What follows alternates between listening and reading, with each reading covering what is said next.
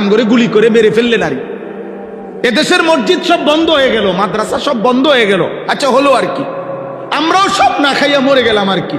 কিন্তু এই সমাজের যারা চুরি করছে, জিনা করছে, মদ খাচ্ছে, জুয়া খেলতেছে, সুদ খাইতেছে, কিস্তি নিতেছে, হারাম লোন নিতেছে, যেই নারীগুলো বেপর্দা চলতেছে, হে মা ওরে জিজ্ঞাসা করেন, মা তোকে জাহান্নামের আগুন থেকে, আল্লাহর আযাব থেকে কে রক্ষা করবে? মানে আমাদের চলে যাওয়াই আপনাদের জন্য নাজাতের জন্য মাধ্যম। কথা বলেন না? আমাদের মাদ্রাসা বন্ধ হয়ে যাওয়া, মসজিদ বন্ধ হয়ে যাওয়া, উলামায়ে কেরামকে ব্রাশ ফায়ার করে হত্যা করে ফেললেন, ঠিক আছে, তো এতেই আপনারা আল্লাহর আযাব থেকে পরিত্রাণ পেয়ে যাবেন। তো আমি বাঁচলেই আপনার কি, আমি মরলেই বা আপনার কি? আমার মৃত্যুর সাথে আপনার কি? আপনার বাঁচা আপনি কেমনি করুন এটা না করেন। কুল আরাআইতুম ইন আহলাকানি আল্লাহু ওয়া মান মাইয়া আও রাহিমানা ফামান ইউজিরুল কাফিরিনা মিন আযাবিন আলীম। এই আয়াত, হে নবী আপনি বলুন, যদি আল্লাহ আমাকে এবং আমার অনুসারীদেরকে, ওমান মাইয়া আমার সাথে যারা আছে তাদেরকে আল্লাহ যদি মৃত্যু দিয়ে দেয় অথবা বাঁচিয়েও রাখে, আমরা মরি কিংবা বাঁচি, কিন্তু প্রশ্ন হলো হে মক্কাবাসী, আল্লাহর আযাব থেকে তোমাদেরকে রক্ষা করবে কি?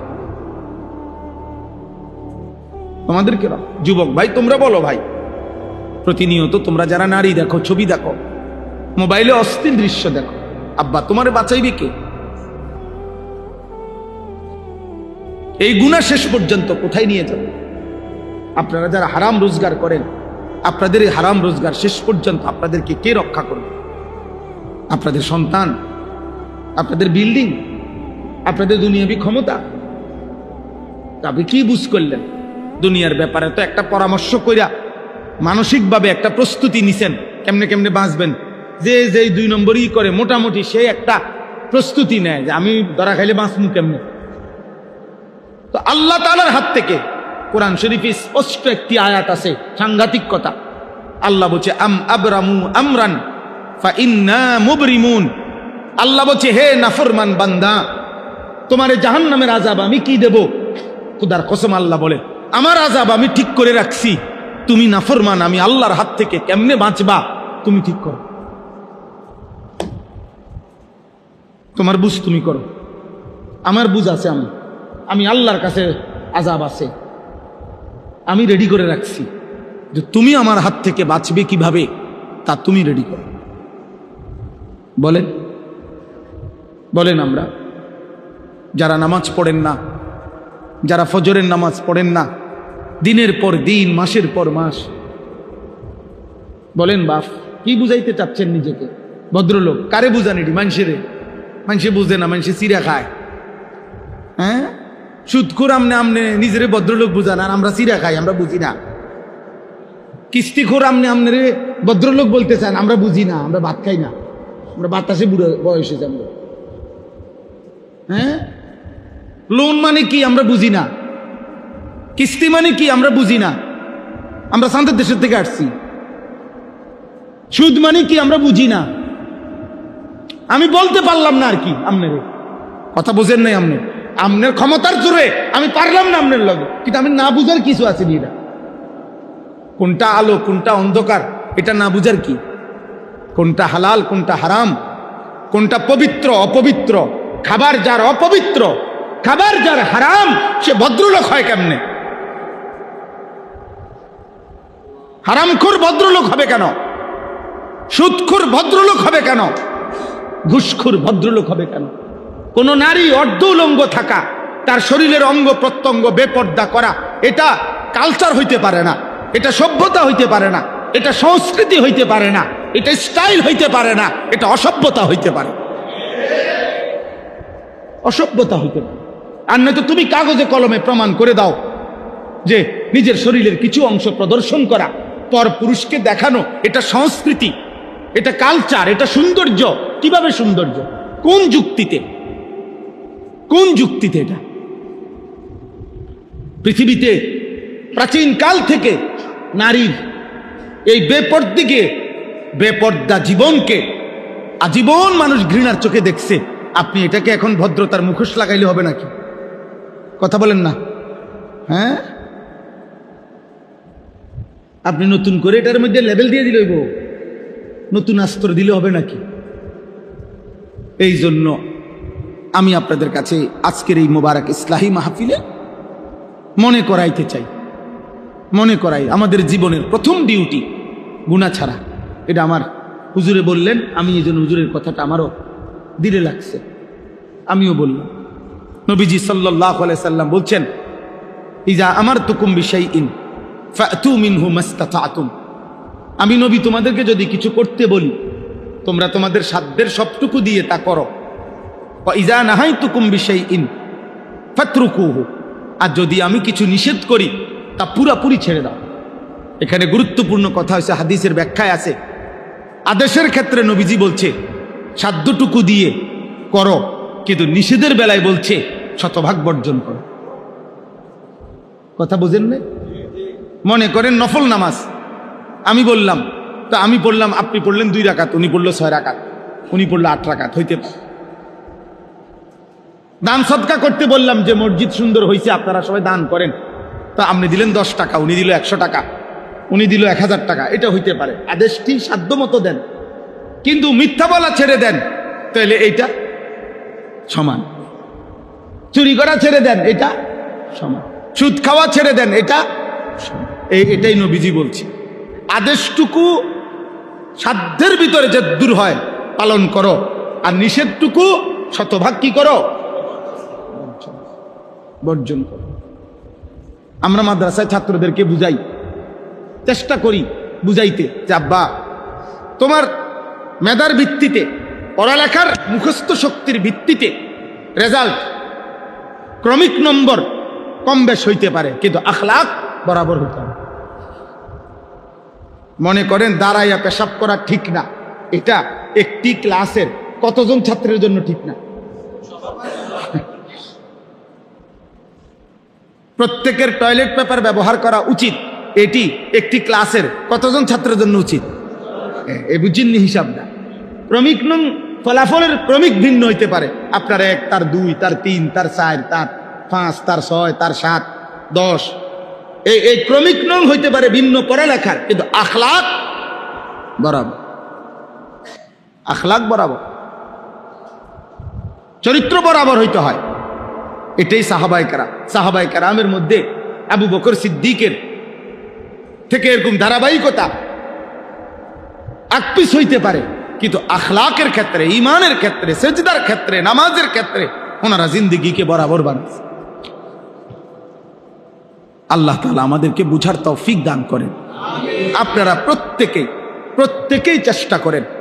আজকে আমি আর দেরি করব না, প্রত্যেকে আমরা চেষ্টা করি আজকের এই ইসলাহি মাহফিল মানেই হচ্ছে সংশোধনের মাহফিল, নিজেকে সংশোধন করা। এই মনে করেন মোবাইলটা আমার নষ্ট হয়ে গেছে, আমি মিস্ত্রির কাছে দিছি, এটা ঠিক করে দেন, মেরামত করা, এইটারই কয় ইসলাম। এই যে ইসলাহি মাহফিল মানে হলো মেরামত করা, সংশোধন করা, ঠিক করা। কোরআনুল কারীমের মধ্যে আছে, হযরত শুআইব আলাইহিস সালাম ওনার জাতির লোকদেরকে বলতেন, ইন উরিদু ইল্লাল ইসলাহা মাস্তাতাতু। হে আমার জাতি, দিবানিশি তোমাদেরকে আল্লাহর কথা বলে আমার উদ্দেশ্য একটাই, এই যে তোমাদেরকে গুনাহ ছাড়তে বলি, নেক আমল করতে বলি, উদ্দেশ্য কি? তিনি বলতেন উদ্দেশ্য হলো আর কিছুই নয়, ইল্লাল ইসলাহা, শুধুই তোমাদের ইসলাহ, সংশোধন। প্রত্যেক নবীর ফিকির ছিল উম্মতের ইসলাহ, প্রত্যেক দাঈর ফিকির, আল্লাহর পথে যারা ডাকে তাদের ফিকির কি? আল্লাহর বান্দার কি? ইসলাহ। বলেন না কি? সংশোধন, জীবনটা সংশোধন। ইন্নামাল মুমিনুনা ইখওয়া ফাআসলিহু বাইনা আখাওয়াইকুম। আল্লাহ বলছে মুমিনগণ পরস্পর ভাই ভাই, অতএব ভাই ভাই একে অপরের ইসলাহ করে দাও। ফাআসলিহু, তোমরা ভাই ভাই ইসলাহ করে দাও, একজন অপরজনের ইসলাহ। আমার ফিকির আপনি করবেন, আপনার ফিকির আমি করব আখিরাতে। এটাই বন্ধুত্ব, এটাই ভ্রাতৃত্ব। এমন সকল বন্ধুত্ব, এমন সম্পর্ক কসম আল্লাহ কোরআনুল কারীমের মধ্যে আছে, যে সম্পর্কের ভিত্তি হবে তাকওয়া, যে সম্পর্কের ভিত্তি হবে গুনাহ থেকে ফেরানো, যে সম্পর্কের ভিত্তি হবে নেক কাজে উৎসাহিত করা। এমন সম্পর্ক স্বামী স্ত্রী, এমন সম্পর্কের বাপফুত, এমন সম্পর্কের দুই ভাই, এমন সম্পর্কের দুই বন্ধু, আল্লাহর কসম কিয়ামতের দিনও তারা এই সম্পর্ক ঠিক থাকবে। এই সম্পর্কের সূত্রেই হাসরের ময়দান থেকে হাত ধরাধরি করে একসাথে জান্নাতে ঢুকবে। আর অন্য সকল বন্ধুত্ব সম্পর্ক বিচ্ছিন্ন হয়েছে। আল আখিল্লাউ ইয়াউমাইদিন বা'দুহুম লিবা'দিন আদুউন ইল্লাল মুত্তাকিন। আল্লাহ বলছে সকল বন্ধুত্ব সেদিন একে অপরের শত্রু হবে কিয়ামতের দিন, ইল্লাল মুত্তাকিন, একমাত্র তাকওয়ার বন্ধুগণ ব্যতীত। গুনাহ থেকে বাঁচানোর জন্য যে বন্ধুত্ব ছিল, যে স্বামী প্রতিনিয়ত খেয়াল রাখছে স্ত্রীর আখিরাত, যেই স্ত্রী প্রতিনিয়ত খেয়াল রাখছে স্বামীর আখিরাত, খোদার কসম এমন স্বামী স্ত্রী একসাথে হাত ধরাধরি করে জান্নাতে ঢুকবে। নবীজি সাল্লাল্লাহু আলাইহি সাল্লাম বলেছেন, রাহিমাল্লাহু রাজুলান আইকাযা যাওজাহা, আল্লাহ ওই স্বামীর উপরে রহমত নাজিল করে যে তার স্ত্রীকে ফজরের নামাজের জন্য জাগিয়ে দেয়। ফাইন আবাত, নবীজি বলেন যদি উঠতে না চায় স্ত্রী, নাদাহা ফি ওয়াজহিহাল মা, তাহলে স্বামী তার স্ত্রীর চোখে মুখে পানির ছিটা দিয়ে দেয়, আল্লাহ তাআলা ওই স্বামীর উপরে রহমত নাজিল করে। এই হলো হাদিসের প্রথম অংশ, শেষ হয় নাই হাদিস। এরপরে হাদিসের দ্বিতীয় অংশ, ওয়া রাহিমাল্লাহু ইমরাআতান, হাদিসের দ্বিতীয় অংশে নবীজি বলেন এবং আল্লাহ তাআলা ওই স্ত্রীর উপরে রহমত নাজিল করে আই কাজাত যাওজাহা, যে তার স্বামীকে ফজরের নামাজের জন্য জাগিয়ে দেয়। ফাইন আবা, যদি স্বামী বেচারা উঠতে না চায় তো নাদাহাত ফি ওয়াজহিহিল মা, তাহলে স্ত্রী তার স্বামীর চোখে মুখে পানি দিয়ে দেয়, ফজরের জন্য উঠায়া দেয়। আল্লাহর কসম নবী বলেন এমন স্বামী স্ত্রীর উপরে আল্লাহ রহমত নাজিল করে। এই বন্ধুরা, এই সম্পর্ক কিয়ামতের দিনও থাকবে। এবং এই সম্পর্কে ইয়া ইবাদি লা খাউফুন আলাইকুমুল ইয়াউমা ওয়ালা আনতুম তাহজানুন উদখুলুল জান্নাতা আনতুম ওয়া আজওয়াজুকুম তুহবারুন, সরাসরি কোরআনের আয়াত। আল্লাহ বলবেন, হে নেককাররা, তোমরা তোমাদের বন্ধুদেরকে সাথে নিয়ে, সঙ্গীদেরকে সাথে নিয়ে, নেক কাজে তোমাদের যে যাকে সঙ্গী ছিলা এই সঙ্গীরা একসাথে তুহবারুন, খুশি খুশি জান্নাতে ঢুক। ইউতাফু আলাইহিম বিসিহাফিম মিন যাহাবিন ওয়া আকওয়াবিন মিন ফিদ্দা, ঢুকলেই দেখবা তোমাদের সামনে জান্নাতের মধ্যে ঢুকলেই স্বর্ণের থালা, রৌপ্যের গ্লাস তোমাদের সামনে ঘুরতেছে। ইউতাফু মানে তাওয়াফ করতেছে, ঘুরতেছে। তো জান্নাতি বান্দা বন্ধুদেরকে নিয়ে, এক বন্ধু আরেক বন্ধুর, কিরে দোস্ত প্লেটও খালি গ্লাসও খালি, হ্যাঁ এটিতে গোরে শুধু। তো ফেরেশতা বলবে, আরে অপেক্ষায় তো আছি আপনার, আপনি অর্ডার করবেন, আপনার দিল কি চাচ্ছে আপনি বললেই সাথে সাথে রেডি হয়ে যাবে। ওয়ালাকুম ফিহা মা তাশতাহিহিল আনফুস ওয়া তালাযযুল আ'য়ুন, আর হে আল্লাহর বান্দা আপনি যা অর্ডার করবেন তা এক্ষুনি আসবে, আর দেখলেই আপনার চোখ ঠান্ডা হয়ে যাবে। ওয়া তালাযযুল আ'য়ুন,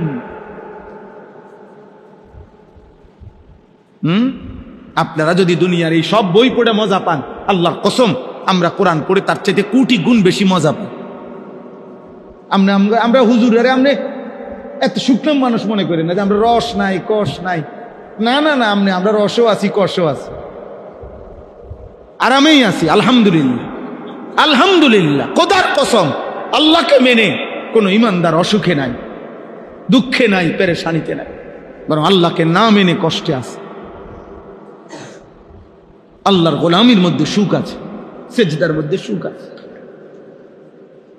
হযরত বড় পীর আব্দুল কাদের জিলানী রাহমাতুল্লাহ আলাইহি ওই জামানায়, বাগদাদের ওই জামানায় মুসলিম খলিফা ওনাকে বলছিল, হযরত আপনার যেই মহল্লাটা, আপনার যে মনে করেন আপনার উপজেলাটা, তখনকার হিসাবে বলতেছি, আমি আপনাকে রাষ্ট্রীয়ভাবে বরাদ্দ দিয়ে দিলাম, এই পুরাটা অঞ্চলের যত খাজনা, কর, ট্যাক্স এগুলো আপনি নিবেন, আপনার বংশধররা নিবে, আপনাকে আমি রাষ্ট্রীয়ভাবে দিলাম। আমরা কিতাবে পড়ছি, কসম আল্লাহ। তিনি বলছেন, হে বাদশাহ, তোমার রাজত্ব তোমার কাছেই রাখো। আল্লাহর কসম বাদশাহ, রাত গভীরে তাহাজ্জুদ নামাজের সেজদা দিতে গেলে আমার কপাল, এটুকু কপাল আমার, যেই মাটিটা স্পর্শ করে আমার কাছে তোমার পৃথিবী লক্ষ কোটিবার দেওয়ার চাইতে সেজদার ওই মাটিটুকুর দাম বেশি আমার। আমি গভীর রাতের সেজদার দিলে যে স্বাদ পাই, সুখ পাই, তৃপ্তি পাই, গোটা পৃথিবীর বিনিময়েও আমি তোমার এই সেজদার স্বাদ, ওইটুকু মাটির মহব্বত আমি হারাইতে চাই। যা বেটা, তোর দুনিয়া তুই নে, তোর বাদশাহী তুই নে বেটা। এই জন্য আপনাদের কাছে শুধু গল্প বলা মাকসাদ না, বক্তাগিরি দেখানো মাকসাদ না, আপনার দিল জাগানো। আপনি কেন ফজরের নামাজ পড়বেন না বলেন না আব্বা? যুবক ভাই, কি কারণ থাকতে পারে? তুমি সুস্থ, তুমি সবল, তোমার চোখ, কান, নাক, সারা দেহ সবল, এমন সুস্থ মানুষ কেমনে উঠতে পারো না? তুমি তো পঙ্গু না, প্যারালাইজড না, অক্ষম না, তুমি অন্ধ না, বুবা না, বধির না। রাসূলুল্লাহ সাল্লাল্লাহু আলাইহি সাল্লামের একজন সাহাবী, মসজিদের পাশে যার ঘর ছিল, উনি চোখে দেখতেন না। আল্লাহর নবী সাল্লাল্লাহু আলাইহি সাল্লাম নিষেধ করছিল ফজরের ওয়াক্তে যে তোমার কষ্ট হবে আসতে। আরেকজন লোক নিয়ে আসতেন, উনারা সবসময় পাইতেন না। ওই সাহাবী মসজিদ থেকে ওনার ঘর পর্যন্ত রশি বান্ধিয়া নিচে, বান্ধাওয়ায়া নিচে ওই রশি ধরে ধরে ফজরের ওয়াক্তে মসজিদের জামাতে চলে আসতেন। হ্যাঁ মুসলমান, ওই সাহাবী যদি কিয়ামতের দিন দাঁড়ায়া বলে যে হে ঈমানদার, আমার নবীর উম্মত, আমি চোখবিহীন জীবনে কোনোদিন ফজরের জামাত ছাড়ি নাই, তুমি চোখ নিয়া 365 দিনে একদিনও মসজিদের জামাতে আসতে পারল না, ও কি জবাব দিবেন? বলো না ভাই, একজন ভাই বলে, কি জবাব দিবেন সেদিন?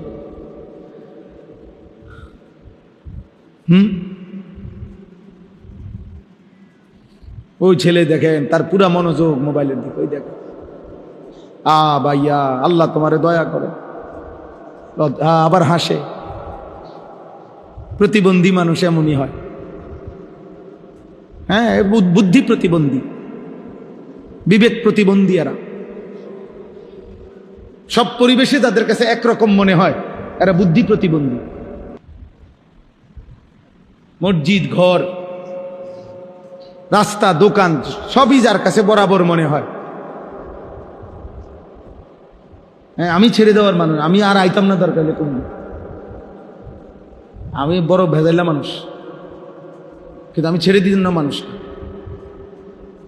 আমার এটা আগের থেকেই অভ্যাস, আমি প্রয়োজনে আর আসবো না কোনোদিন, কিন্তু আজকে পাইছি, আজকেই বলে গেল।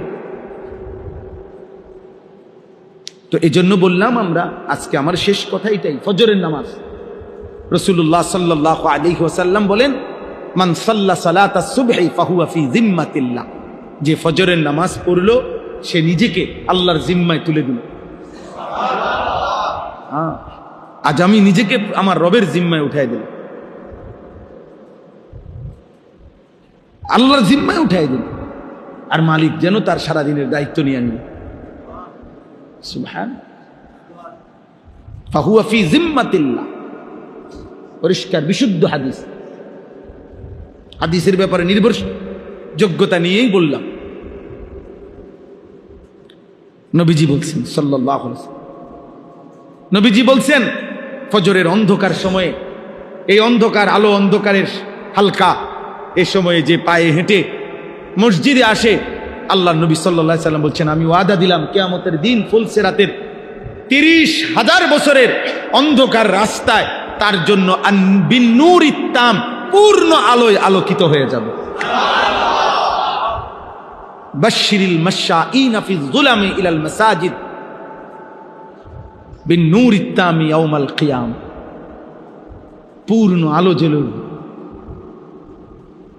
ফজরের মুসল্লি ইনশাআল্লাহ সবার আগে সবচেয়ে বেশি আলো জ্বলবে ফুলসিরাতে আপনার সামনে। ইনশাআল্লাহ আপনি পড়বেন ফজরের নামাজ, বলেন ইনশাআল্লাহ, বলেন ইনশাআল্লাহ, হিম্মত করেন।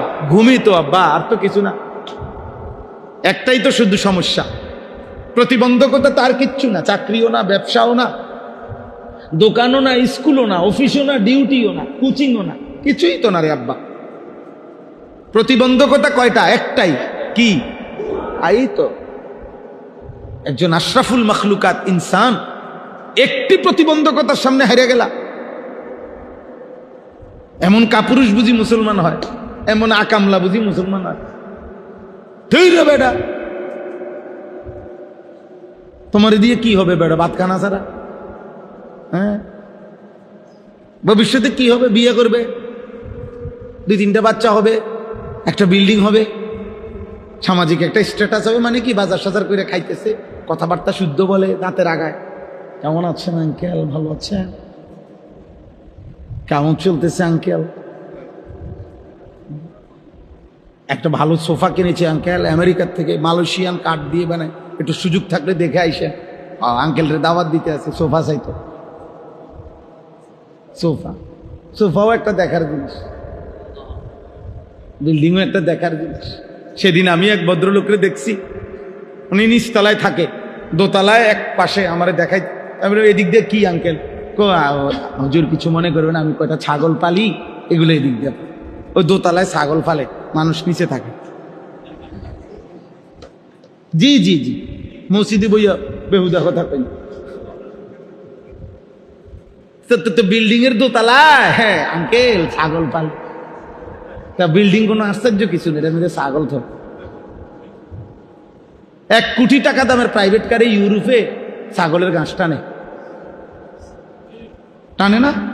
আপনি জাপানে আমাদের এই সমস্ত প্রাইভেট কার যেগুলা, এই আমাদের যেগুলো আমরা শোরুম থেকে কিনছি, আমার গাড়িটা একেবারে শোরুমের আব্বার থেকে কিনলো, এরপরও এখানে মাইলেজ লেখা থাকে কমপক্ষে 25,000 20,000 কিলো চলছে। মানে হেরা একটু চেক করে কয় দিয়ে চালাই গিয়ে হালাই দাও খালি।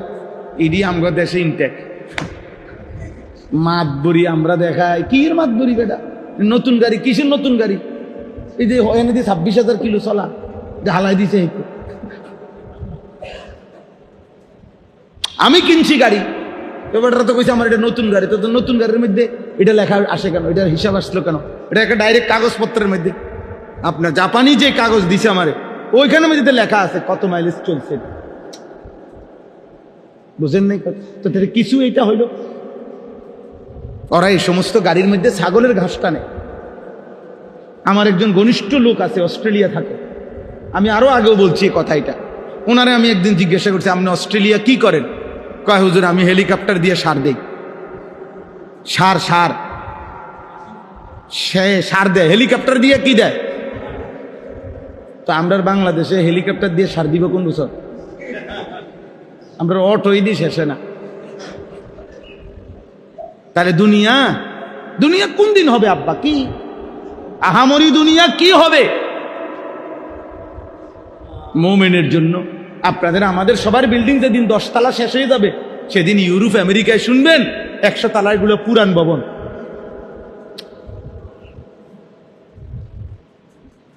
ভবন। এই জন্য চলেন আমরা ফজরের নামাজ পড়বো ইনশাআল্লাহ।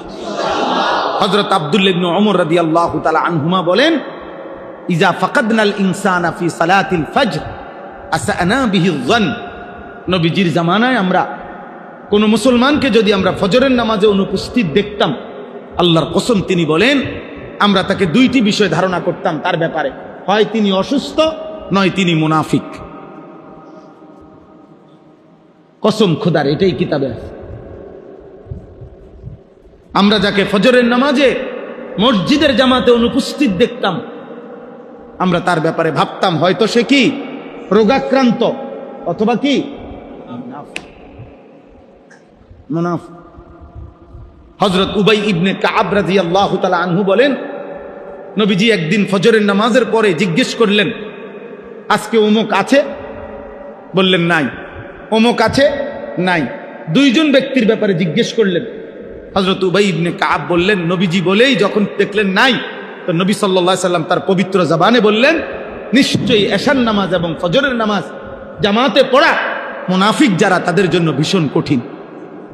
তাহলে ওই মানুষদের ব্যাপারে কি ধারণা করছেন? কথা বলে না, ওদেরকে অনুপস্থিতির কথা জিজ্ঞাসা করেই এরপরে এই কথাটা বলার অর্থ কি? এদের ব্যাপারে কি ধারণা করছেন বলেন না? বলে বুখারীর হাদিস, মুসলিম শরীফের হাদিস, মুত্তাফাকুন আলাই হাদিস। নবীজি বলছেন, ইন্না আসকালা সালাতিন আলাল মুনাফিকিন সালাতুল ইশা ওয়া সালাতুল ফজর। নিশ্চয়ই মুনাফিকদের জন্য দুইটি নামাজ কঠিন, এশার নামাজ এবং ফজরের নামাজ। এজন্য বলেন পড়বো ইনশাআল্লাহ। আপনাদের এই মসজিদ দেখে অনেক ভালো লাগছে, অনেক ভালো লাগছে বাস্তবে। আসলে এই কারণে বলছি, এমন সুন্দর মসজিদ, বিশ্বাস করেন এই কলিজা দিয়া বলতেছি, এটা যদি ফজরের মুসল্লি ভরে যায় কত না সুন্দর হবে। যে মসজিদ কমিটি এত সুন্দর মসজিদ করলেন, আপনাদের হাত জোর করে অনুরোধ, আপনারা আরেকবার বসেন নতুন মিটিংয়ে, ফজরের মুসল্লি বাড়াবো। আপনারা ফিকির করলে যদি মসজিদ এত সুন্দর হয়, আপনারা ফিকির করলে মুসল্লিও বাড়বে। এই এলাকার নওজোয়ান ভাই, দোস্ত আমার, বন্ধু আমার, সাথী আমার, প্রিয় ভাই আমার, তোমরা কয়েকজন যুবক নিয়ত করো, প্রস্তুতি নাও, এক বন্ধু আরেক বন্ধুকে ফজরের জন্য ডাকো, কথা বলো, প্রত্যেকে একজনের দায়িত্ব নেন। একবারে সহজ, একজন সিদ্ধান্ত নিবেন, আমি আমার একজন মানুষের সাথে আমি লিয়াজু সম্পর্ক করলাম, ভাইয়া তুমি আগে উঠলে আমারে কল দিবা, আমি আগে উঠলে তোমারে কল দিব। দুই বন্ধু মিলে আমরা একজন আরেকজনকে ফজরের জন্য ডাকবো। শুধু একজনের দায়িত্ব নিলে সম্ভব হবে না, কথা বলেন না কেন? সম্ভব হবে কিনা ভাই বলেন না? একজন আপনি ওনারে ডাকেন, আমি ওনারে ডাকি, আমরা দুইজনে মিলে মিশে, আমরা দুইজন ডাকলে চারজন হবে, চারজন ডাকলে আটজন হবে। আমি আলহামদুলিল্লাহ সারা বাংলাদেশে এই কাজ করি। আমার শায়েখ আল্লামা মুফতি মুশতাকুন নবী কাসিমি, আমার হুজুরের অনুমতিতে আমি ফজর ক্যাম্পেইনের কাজ করি।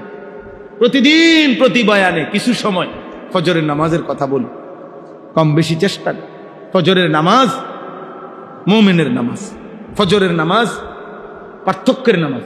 ফজরের নামাজের সময় পার্থক্য হয় মুমিন এবং মুনাফিক। আশ্চর্য হবেন, কিতাবে আছে আব্বা, যে ফজরের সময়ের বাতাস, এই ভোরের ফজরের ওয়াক্তের বাতাস খোদার কসম মুনাফিক মুক্ত বাতাস। ফজরের বাতাসে মুনাফিকের খাওয়া লাগে না। মুনাফিক তো ঘুমায়, মুনাফিক বেঈমান ঘুমায়, মুশরিক ঘুমায়, জেগে আছে শুধু কে? ঈমানদার।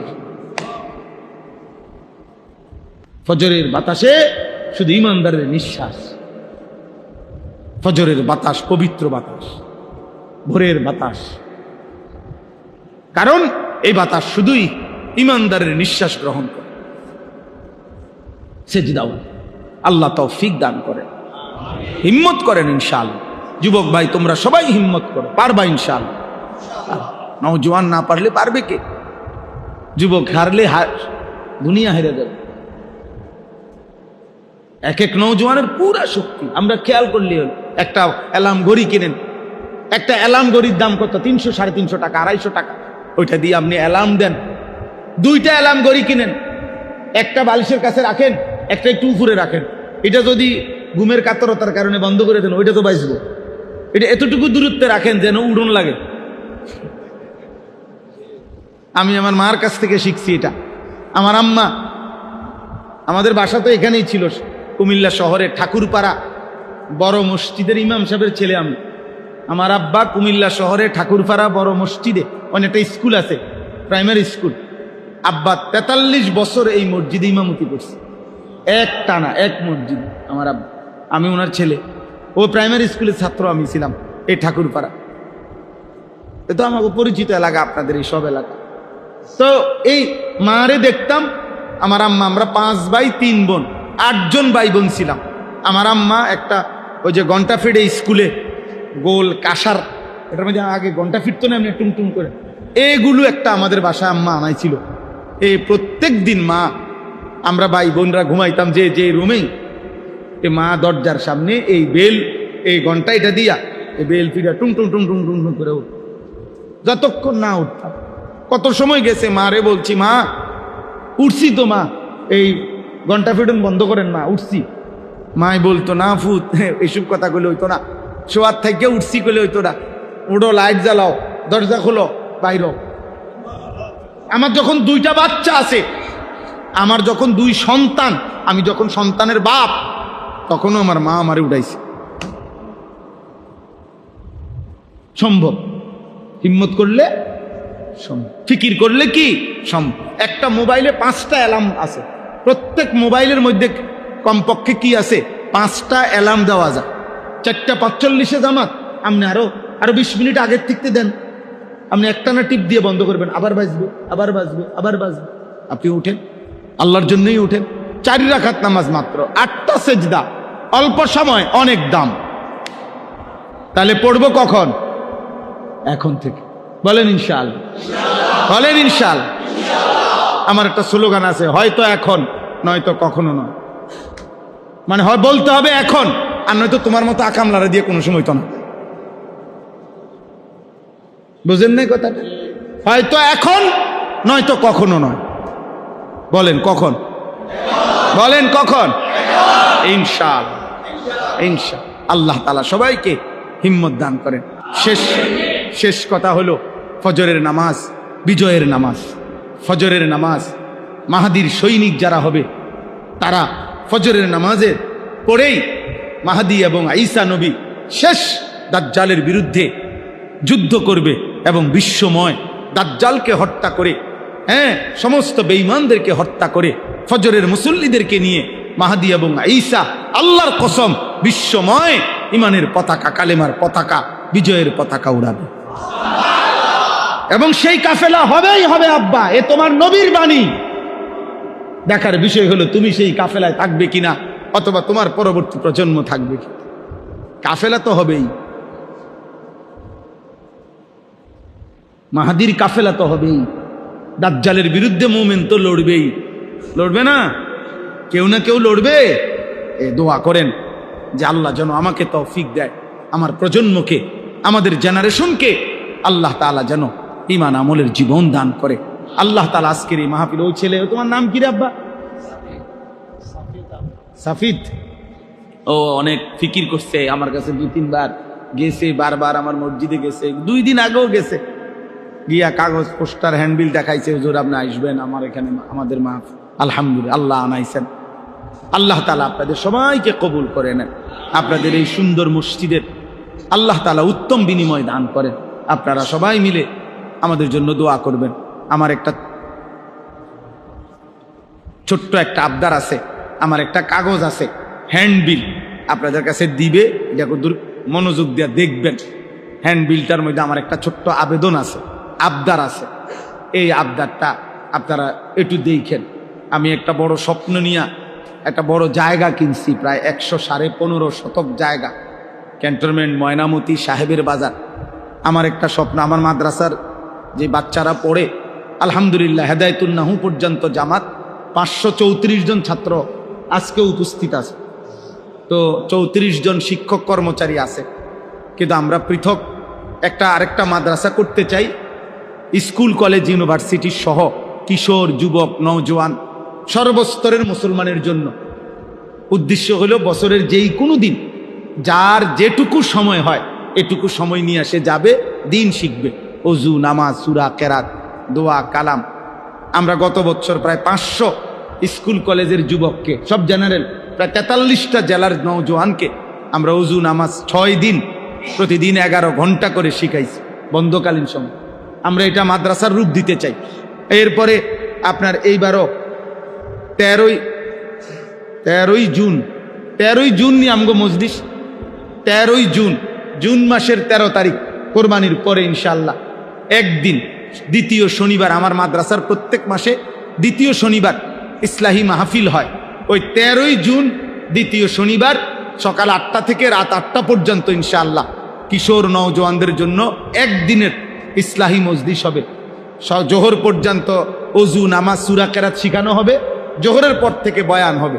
আমার শায়েখ আল্লামা মুফতি মুশতাকুন নবী সাহেব হুজুর থাকবেন। আমাদের প্রিয় বক্তা, বাংলাদেশের আলোচিত বক্তা, প্রিয় বক্তা আল্লামা মুফতি আরিফ বিন হাবিব, তিনি ইনশাল্লাহ নিজে ডেট দিয়েছেন, থাকবেন আল্লাহ চাহে তো। আপনাদেরও যুবক ভাইদের সুযোগ থাকলে আমাদের মাদ্রাসায় যাবেন। 13ই জুন ক্যান্টনমেন্ট থেকে উত্তর দিকে ময়নামতি, সাহেবের বাজার, এই কাগজের ঠিকানা আছে। আর কাগজটার মধ্যে আবেদন আছে আমাদের ওই জায়গাটা যেখানে আমরা এই বড় মাদ্রাসাটা করতে চাই, এই জায়গা প্রায় 2,67,00,000 টাকা জায়গার দাম। তো আমরা একটা ছোট্ট হিসাব বাইর করছি, এক নামাজের মুসল্লা, জায় নামাজ পরিমাণ জায়গার দাম, মাটির দাম 4,200 টাকা। তো যদি কেউ আমাদের সুযোগ থাকে, এখানে বিকাশ নাম্বার আছে, অ্যাকাউন্ট নাম্বার আছে, পারলে 4,200 টাকা দিয়ে এক নামাজের মুসল্লা পরিমাণ জায়গার অংশগ্রহণ করবেন, সদকায়ে জারিয়ার সওয়াব পাইবেন। আপনি কাউরে বললে দিলে সওয়াব পাইবেন। আলহামদুলিল্লাহ সারা বাংলাদেশের অনেক মানুষ দিছে। আল্লাহর দয়ায় আমরা এই পর্যন্ত প্রায় 1,70,80 লাখ টাকা সুদ করে ফেলছি আল্লাহর দয়া। বাকিটাও হয়ে যাবে ইনশাআল্লাহ। আল্লাহ কবুল করেন আজকের এই মুবারক মাহফিল। আল্লাহ তাআলা ভরপুর বরকত দান করেন। আলহামদুলিল্লাহি রাব্বিল আলামিন। আল্লাহুম্মা আনতাস সালাম ওয়া মিনকাস সালাম তাবারাকতা ইয়া দাল জালালি ওয়াল ইকরাম ইয়া আরহামার রাহিমিন ইয়া আরহামার রাহিমিন ইয়া আরহামার রাহিমিন।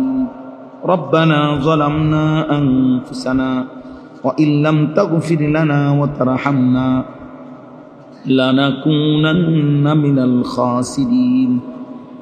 ربنا آتنا في الدنيا حسنة وفي الآخرة حسنة وقنا عذاب النار. ربنا وآتنا ما وعدتنا على رسلك ولا تخزنا يوم القيامة إنك لا تخلف الميعاد. ربنا اصرف عنا عذاب جهنم إن عذابها كان غراما إنها ساءت مستقرا ومقاما. رب ارحمهما كما ربياني صغيرا. ربنا هب لنا من أزواجنا وذرياتنا قرة أعين وجعلنا للمتقين إماما. رب اجعلني مقيم الصلاة ومن ذريتي ربنا وتقبل دعاء. ربنا اغفر لي ولوالدي وللمؤمنين يوم يقوم الحساب. مولا كريم আপনি মাফ করে দেন, মেহেরবান মাওলা আপনি মাফ করে দেন। রাত অনেক গভীর মাওলা, আপনার ঘরেই বসেছিলাম মাওলা, আপনার কথাই শুনতেছিলাম মাওলা, মদিনার বন্ধুর কথাই শুনছিলাম। আল্লাহ আখিরাতের ভয় হচ্ছিল মাওলা, জাহান্নামের আগুনের কথা মনে পড়লো মাওলা। চক্ষু বন্ধ করে ভেবে দেখলাম পেছনের জিন্দেগি গুনায় গুনায় ভরে গেছে রে মাওলা। কত রাত এমন গেছে আপনারে একটা সেজদাও দেই নাই মাওলা। কতদিন এমন গেছে আপনাকে একটা সেজদাও দেই না। আপনি তবুও রিজিক বন্ধ করেন নাই, আপনি তবুও নিঃশ্বাস বন্ধ করেন নাই, আপনি তবুও আলো বাতাস বন্ধ করে দেন নাই। এমন মালিক কেমনে রে ভুলে গেলাম রে মাওলা। এমন মালিক কেমনে ভুলে গেলাম মাওলা। এমন মেহেরবান কেমনে সেজদা না দিলাম রে মাওলা।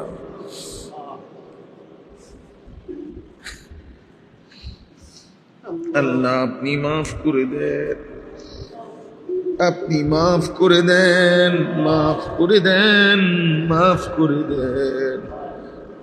আযাব দিলে আপনার কোনো লাভ নাই, মাফ করে দিলে আপনার কোনো ক্ষতি নাই। মাফ করে দিলে আপনার ভান্ডারে কমবে না, মাফ না পেলে আমাদের উপায় থাকবে না রে মাওলা। এত গুনাহ নিয়ে কবরে যাব কেমনে রে মাওলা। হাসরের ময়দানে দাঁড়াইব কেমনে রে মাওলা। মদিনার বন্ধুর কাছে সুপারিশ চাইব কেমনে, হাউজে কাউসারের পানি চাইব কেমনে রে মাওলা। আল্লাহ আপনি মাফ করে দেন, আপনি মাফ করে দেন। আয় আল্লাহ আপনি মাফ করে দেন, আপনার ঘরে রেখেই মাফ করে দেন। আজ এখনই মাফ করে দেন, আগামী জীবন আপনি সুন্দর করে দেন। ঈমান আমল দান করেন, ইজ্জত আফিয়ত দান করেন, তাকওয়া তাহারত দান করেন, হিম্মত ইস্তেকামত দান করেন, ইখলাস দান করেন। সেজদাওয়ালা কপাল বানিয়ে দেন, কাঁদনেওয়ালা চোখ বানিয়ে দেন, জিকিরওয়ালা জবান বানিয়ে দেন, মোহাব্বতওয়ালা দিল বানিয়ে দেন, সুন্নাতওয়ালা জীবন বানিয়ে দেন। জীবনটা কাজে লাগাবার তৌফিক দান করেন। কিশোর যুবক ছেলেগুলোকে বদলে দেন, বদলে দেন। ফজরের মুসল্লি বানিয়ে দেন, 5 ওয়াক্ত নামাজের মুসল্লি বানিয়ে দেন। যুবকের কপাল আপনার জন্য নুয়ে দেন মাওলা। গুনাহ থেকে বাঁচান মাওলা। মোবাইল নারীর আসক্তি থেকে আপনি হেফাজত করেন। মদ জুয়া জিনা ব্যভিচার সুদ হারাম থেকে আপনি হেফাজত করেন। আল্লাহ আপনি আখিরাতের ভয় দান করেন, জাহান্নামের ভয় দান করেন, কবরের ভয় দান করেন।